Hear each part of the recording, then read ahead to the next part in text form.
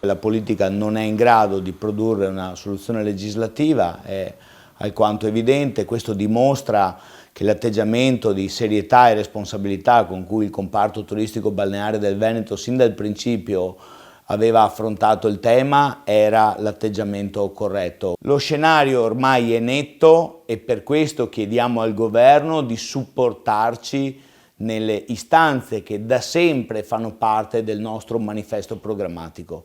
Le aziende che insistono nel demanio marittimo sono aziende private, sono aziende che sono state costruite in decenni di sacrifici e di investimenti e che hanno concorso in maniera così importante al raggiungimento di quel risultato, ovvero Veneto, prima regione turistica italiana.